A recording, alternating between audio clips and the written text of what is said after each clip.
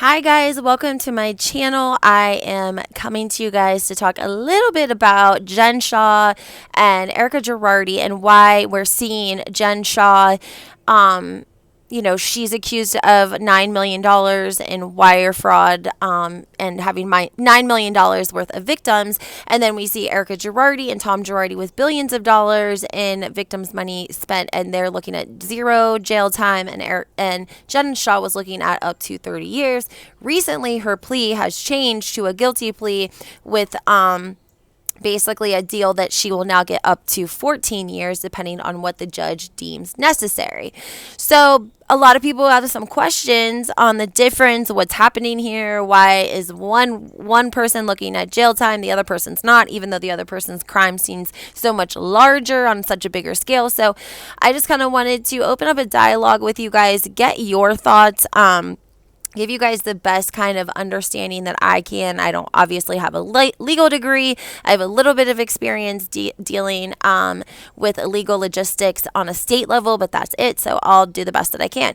From my understanding, basically what has happened here is there's been no government agency that has went after Tom and Erika Girardi. In fact, it was average victims of victims who opened up the can of worms on Tom and Erika when they started filing civil suits. Okay, if those civil suits wouldn't have been filed, this case may not have never have been broken open.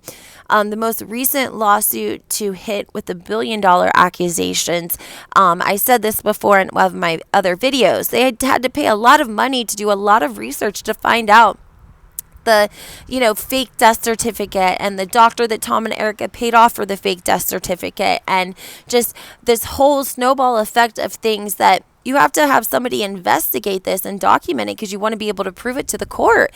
However, that takes a lot of money and a lot of effort to do that. And so sometimes I think that Tom Priority, he really monopolized off of victims. Like, he took advantage. He did what Jen Shah did by taking advantage of the elderly because they were already elderly, which made them more vulnerable. These people were victims, so they were more vulnerable, right?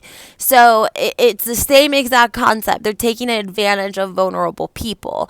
There was a group of women who had breast cancer from a specific birth control, and they had used Tom Girardi as representation on their case, and they are like one of the oldest civil suits that they were one of the first people he stopped paying that we know of, and they've been dealing with this for a long time. We know that there were reports made to the California State Bar that went unnoticed.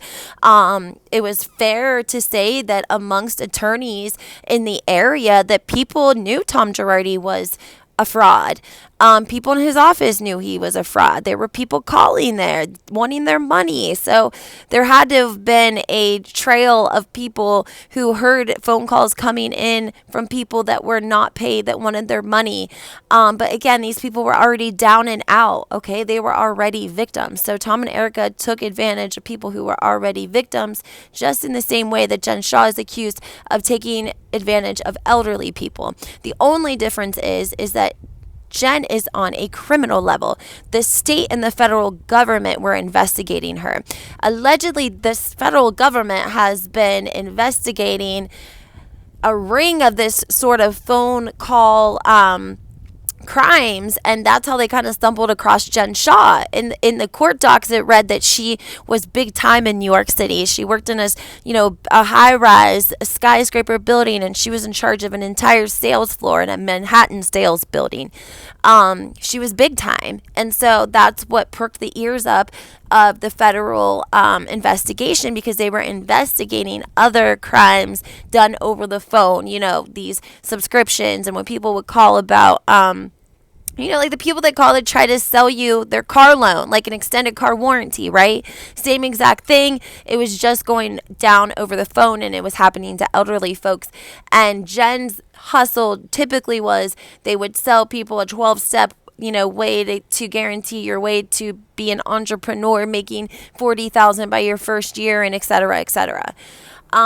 So she had a criminal investigation that was going on. I think with a lot of people, and they ended up stumbling upon Jennifer Shah, and that's how they've really built their case around her, because she was big time. So that's number one difference is that Jen was charged criminally, and Erika has only ever been in civil court thus far. That could change because of these new allegations, these new billion-dollar allegations that she disguised herself and said that she was the victim's widow. She said she was the victim's widow, and someone said, oh, she lied and said she was the victim's widow, the dead man's wife. And I was like, yes, but not really, because the victim wasn't dead. They had a whole fake death certificate drawn up, and they paid a intern doctor who was drowning in student loans to sign his name to a fake and fraudulent death certificate. So the victim was never dead. They just made him dead to give Tom, a PUA basically, and give her the widow role and, gain access to these billions of dollars. So is it possible now that on a federal level, according to the lawsuit, this information had been turned into the DOJ, the Department of Justice, several different, attorney general's offices, and possibly higher than the state of California? And if that's the case, then we could see a long investigation go on, and we'll never even know that there's an investigation open. They don't want to tell people. They don't want people nervous. They don't want people making moves. And it's possible that they're out there flipping people as we speak. They could be flipping Erika. Erika could be wearing wires on people as we speak. And that might be why she's showing no sweat. She doesn't care about this $50 million lawsuit that she just got handed at the airport, because she's got a $1 billion lawsuit that is going to cost her criminally because she did fraudulent activities this time. She obtained debit cards for these accounts. She made $2,500 withdrawals from Zelle. I mean, there's like a list of crimes that were committed in this Ponzi scheme of Tom's that he did, mind you, when he was 83 years old. When people are like, he's not a threat to society, guys, he pulled off his biggest heist ever of his whole life when he was like 82 years old. 83 maybe, I don't know, but 82 or 83, one or the other. So to say this man's not a threat to society, I mean, I don't know. I think like that, or he was like drowning so badly that him and Erika were like, okay, we're gonna try we're gonna do a Hail Mary. That's what we're gonna do.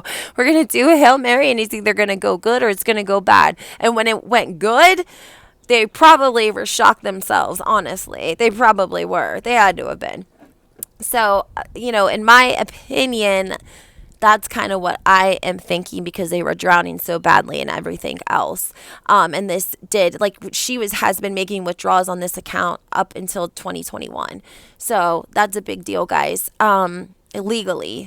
Legally, it's a very big deal. Not to mention, again, like I said, they could be investigating people right now, and Erika could be flipping on people. I'm sure that people don't even want to talk to her, people that had dealings with her and Tom. Those dealings are long gone. Those relationships are long gone. And Erika kind of made that be known when she said last year that Tom had done a lot of good for a lot of people, and it was time for those people to stand up. And we heard crickets. Okay. Somebody commented that I was negative towards the Democratic Party when I said, they gave their money to Democrats. I was not trying to say Democrat or Republican either way in any of my previous videos.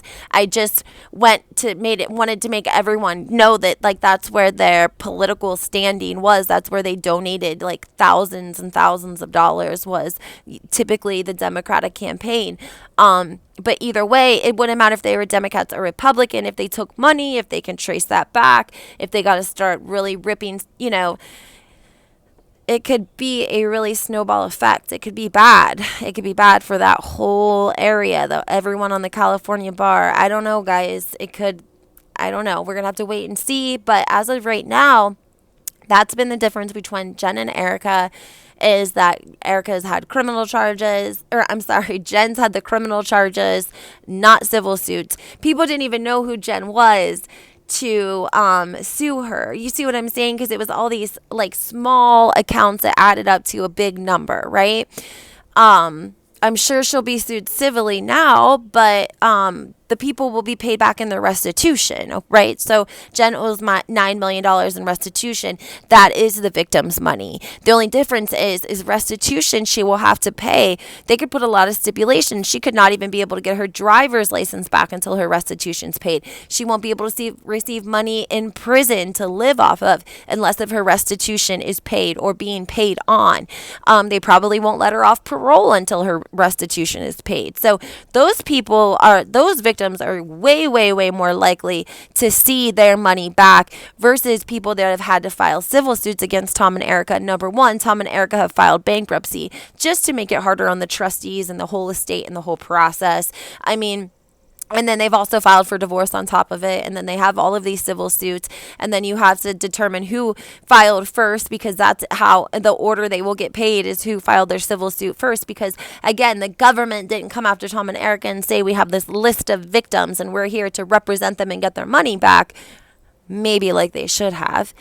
Instead, they were like, go get your money back. Ha ha ha. I mean, has anyone helped any of the victims get their money back? I mean, the victims, basically, they're going to have to pay. They're basically paying twice. They got a settlement. They had to pay 40 to 60% of that to Girardi and Keese, okay? And now, to get the remaining 50% hypothetical, they're going to have to pay attorneys to get that. So they're going to literally end up with like 25% of their original settlement. Guys, that's crazy. That is crazy, and it's sad. Versus if the government would go after them and get the money back, they would just disperse it amongst the people probably a lot more evenly than what's going to be done in civil court. So, all right, guys, make sure you hit that like button, subscribe to my channel, turn those notifications on. I'm always coming on live. I came on live a couple of days ago as one of the first ones to come out with the whole Erika and Tom $1 billion spelling manner story, if you didn't catch my last video. But yes, go ahead, comment, let me know what you guys think. If you have any sort of a legal background, let me know your opinions, your thoughts. This is an open channel where everyone has a seat at the table, and it doesn't matter, who you're a fan of. We don't care if you love Erika or not. It's fine. It's if you love Bravo, right? That's all that matters. And as long as that we're kind to each other in this space, then we can have dialogue and conversation about tough subjects and know that it's a safe place here. All right, guys, have a great day.